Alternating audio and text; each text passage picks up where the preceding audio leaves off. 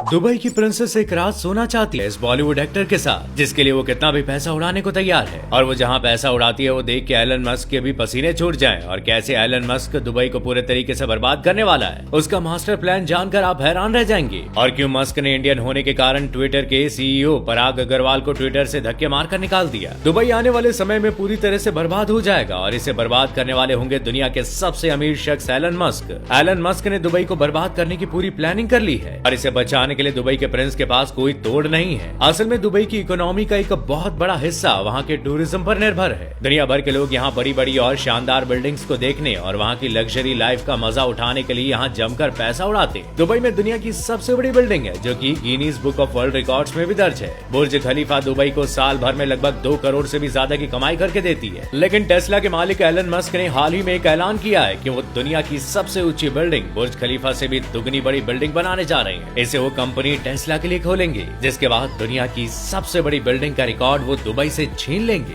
जिसके चलते दुबई को बहुत बड़ा नुकसान उठाना पड़ेगा। लेकिन ये बिल्डिंग कब बनेगी और किस साल में बनकर तैयार होगी, फिलहाल इस पर अभी तक पर्दा लगा हुआ है। एलन मस्क बड़े बड़े काम करने के लिए मशहूर तो हैं ही, लेकिन अपनी पर्सनल लाइफ के चलते भी वो काफी बदनाम रहे हैं। इसी बदनामी से उनके कई लड़कियों के साथ अफेयर भी रहे हैं। हाल ही में ट्विटर खरीदने के बाद उनकी एक्स गर्लफ्रेंड कहे जाने वाली एम्बर हर्ड ने तुरंत ट्विटर को छोड़ दिया, जिसके बाद एलन मस्क और एम्बर हर्ड को जमकर ट्रोल किया गया, जिसके लिए उनकी बहुत बदनामी हो रही है। असल में एलन मस्क ने जैसे ट्विटर को अपने कब्जे में लिया, उन्होंने सबसे पहले ट्विटर के सीईओ पराग अग्रवाल को नौकरी से लात मार कर बाहर निकाल दिया, जो कि भारतीय हैं। इसके पीछे सबसे बड़ा कारण ये था कि ट्विटर की डील के बीच में ही पराग अग्रवाल ने बयान दिया था कि अब ट्विटर का भविष्य खतरे में, लेकिन शायद उन्हें पहले से पता था कि ट्विटर का भविष्य नहीं, उनका खुद का करियर खतरे में है, जिसके बाद ट्विटर से उन्हें निकाल दिया गया। एलन मस्क यही नहीं रुके, उन्होंने ट्विटर के सीएफओ नेड सीगल को भी बाहर निकाल दिया। इतना ही नहीं, ड्यूटी चीफ एडवाइजर विजया गार्डिया को भी ट्विटर से बाहर निकाल दिया गया। ये वही विजया है जिन्होंने अमेरिका के राष्ट्रपति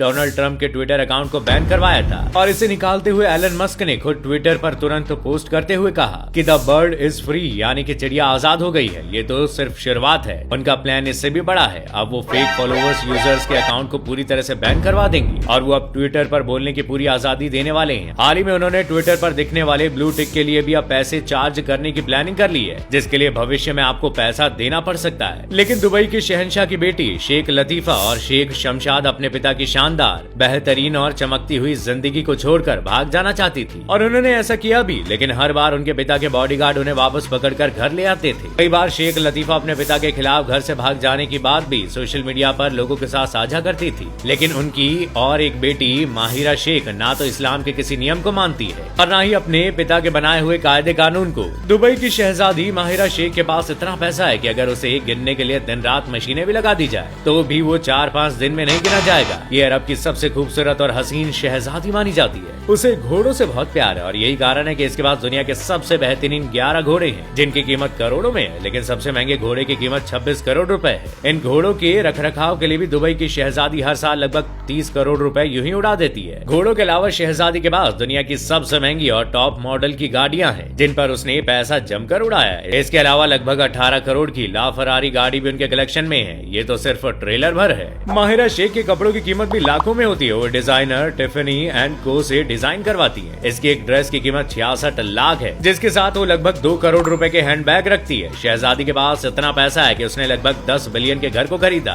जिस पर हर साल लाखों रुपए सिर्फ रखरखाव का खर्चा होता है। दुबई की ये शहजादी अपने पिता के साथ रियल एस्टेट में भी जमकर पैसा लगाती है और यही कारण है कि अपनी पढ़ाई पूरी करने के बाद वो अपने पिता के साथ दुबई के डेवलपमेंट में उनका साथ देती है और वहाँ से जमकर पैसा भी कमाती है। माहिरा की एक साल की कुल कमाई लगभग 7200 करोड़ रुपए है, जो उसे दुबई पर राज करने में मदद भी करती है। और अब ऐसी एक भारतीय अब अंग्रेजों पर राज करेगा, उसी अंग्रेज देश पर जिसने भारत पर 150 साल से ज्यादा राज किया। असल में ऋषि सुनक ब्रिटेन के अगले प्रधानमंत्री बनकर पूरे ब्रिटेन पर राज करेंगे। ऋषि सुनक का जन्म ब्रिटेन में ही हुआ, लेकिन उनकी रगों में एक भारतीय का खून दौड़ रहा है, क्योंकि उनके दादा दादी भारत के पंजाब से थे। आज से लगभग 7 साल पहले ऋषि सुनक ने ब्रिटेन के सांसद के रूप में शपथ ली थी। इतना ही नहीं, बोरिस जॉनसन की सरकार में रहते हुए ऋषि सुनक ने कोविड-19 महामारी के दौर में ब्रिटेन देश के लोगों के लिए खाने पीने, रहने और उनके इलाज की बेहतरीन सुविधाएं दी, जो कि ब्रिटेन की जनता को बहुत ज्यादा पसंद आई। और जब ब्रिटेन में तख्ता पलट हुआ तो ब्रिटेन के सबसे अमीर प्राइम मिनिस्टर के रूप में ऋषि सुनक सबके सामने आ गए।